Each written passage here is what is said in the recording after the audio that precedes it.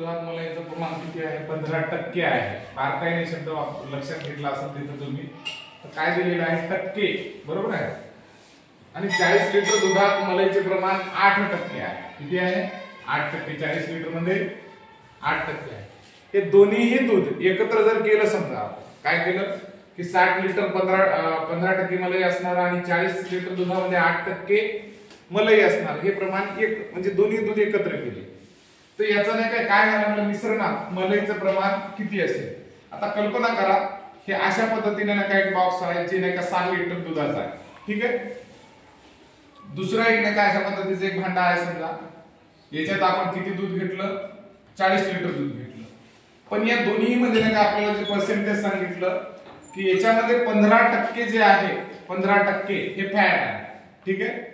आणि याच्यामध्ये जे आहे 40 मध्ये याच्यात 8% फॅट आहे ते टक्क्यामध्ये आहे. मग टक्के काढत असताना आपल्याला अगोदर काय करावं लागेल तर मग आपल्याला विचारलं हे दोन्ही जे टक्के आहेत 15 अधिक 8% 15% अधिक 8% हे नेमके किती व्हायला लागले किती लिटर दूध व्हायला लागले हे टक्क्यामध्ये आहे आपल्याला लिटर मध्ये पाहिजे. ठीक आहे. मग आता याच्यामध्ये काय करायचं की 60% म्हणजे 15 भागिले 100. ठीक आहे. पुन्हा प्लस हे 40 गुणिला 8 भागिला 100. आपल्याला एकत्र मिश्रण करायचं आहे. मिश्रणात दोन्ही एकत्र आहेत. पहिले याच्या टक्क्यावर हे काय केलं 0 0 कट झाला 5 त्रिक 15 5 दोन्ही 10 बे 1 बे 2 त्रिक 6 3 त्रिक 9. तर हे 9 लिटर काय आला आपल्या याच्यात मलाई आहे. काय आलं मलाई आहे. कोणत्यात आले 60%. आता हे 15% 60 चे 15% म्हणजे 9 लिटर मलाई आहे. ठीक आहे. कळालं तुम्हाला एवढं. आता बघा 40 चे 8% म्हणजे काय होते हे 0 0 कटला 2 चौक 8 2 पंच 10 हे 4 चूक 16 भागिले 5 5 त्रिक 15 1 राहिला पुन्हा त्याचे 10 झाले 5 दोन्ही 10 3.2 हे 9 अधिक 3.2 किती झाले 9 आणि 3 10 12 12.2. तर बघा 12.2 ही काय झाली मलाई झाली 12.2 लिटर एवढी काय झाली मलाई. तर आपलं उत्तर कोणतं आहे याचं 2 नंबरचं आहे. लक्षात येत आहे. तर दोन गोष्टी मधले एखाद्या गोष्टीचं काय टक्क्यामध्ये प्रमाण असणे लिटर मध्ये प्रमाण असते दोन भिन्न गोष्टी आहेत.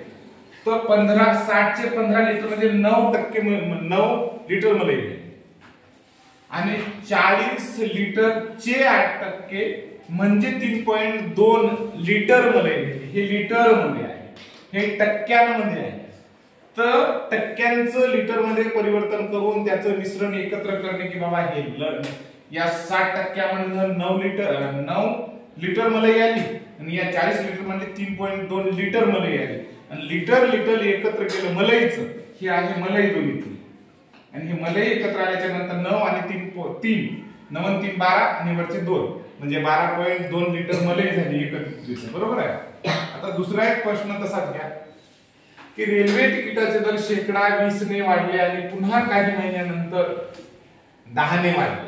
तर जिथं जिथं वाढले शब्द असा येतो आहे तर त्याला तुम्हाला प्लस करायचं आहे. इथं वाढले आणि इथं सुद्धा वाढले म्हणजे काय प्लस एवढं लक्षात घ्या. आता दुसरा शब्द त्यांनी काय केलेला आहे बारकाईने निरीक्षण करा की रेल्वेचे तिकिटाचे दर आता मी नाही का काय केला त्याचा एक फॉर्म्युला आहे. पहिल्यांदा सूत्र एक लिहून घ्या की बाबा रे 100 आहे. पहिल्यांदा एक वाढ झाली तर 100 भागिले 100 करा. पहिली वाढ इथे झाली 20 न वाढली. नंतर दुसरी वाढ 10% वाढली म्हणजे पुन्हा 100 भागिले 100 करा. हे सूत्र लक्षात ठेवायचं. पहिल्या वाढीसाठी हे सूत्र दुसऱ्या वाढीसाठी हे सूत्र. आणि आता काय करायचं त्याच्यात थोडं बारकाईने लक्षात. पहिली वाढ कितीची आहे 20 ची तर याच्यात 20 टाकून द्यायचे आणि दुसरी वाढ कितीची आहे 10 ची तर याच्यात 10 टाकून द्यायचे. आता काय झालं बा 100 गुणिला 100 आणि 20 120 झाले बरोबर भागिला 100 आणि पुन्हा या 100 मध्ये 10 टाकले 110 झाले भागिला 100 100 कटले. ठीक आहे. आता पहा इथला एक शून्य कटला इथला एक कटला इथला एक कटला इथला एक कटला 12 गुणिला 11 असेल आहे 12 गुणिला 11 गुणाकार करताना 12 1 12 12 2 हात झाला 1 12 1 12 12 ने 13 किती झाले 132 आणि आपल्याकडे पहा मूळ काय होते 132 मधून ही मूळ 100 रक्कम काढली आले किती 32%. 32% म्हणजे उत्तर पुढे आपलं हे. आता याला दुसऱ्याही पद्धतीने काढता येतं. ही मेथड क्रमांक 1 झाली तुमची. मेथड क्रमांक 1. आता मेथड क्रमांक 2 पाहू कशी आहे. मेथड क्रमांक 2 मध्ये तुम्ही एक 100 आहे त्याचे सर्वात अगोदर ही मूळ रक्कम झाली.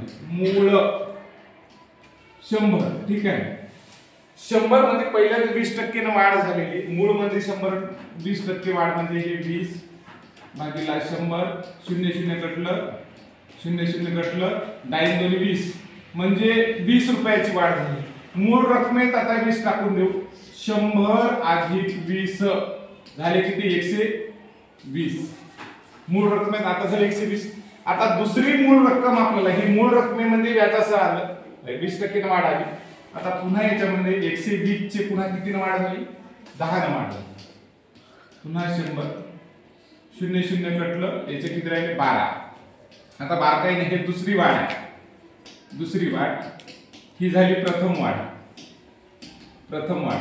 आता प्रथम वाढ आणि दुसरी वाढ एकत्र करायची. प्रथम वाढ कितीची झालेली आहे 20 ची. दुसरी वाढ कितीची झालेली आहे 12 ची. 20 आणि 12 झाली 32. लक्षात येतं 32 चे. तर आपलं उत्तर काय झालं 32% न. तर अशा पद्धतीने आपल्याला हे शेकडा वाढ काढता येते.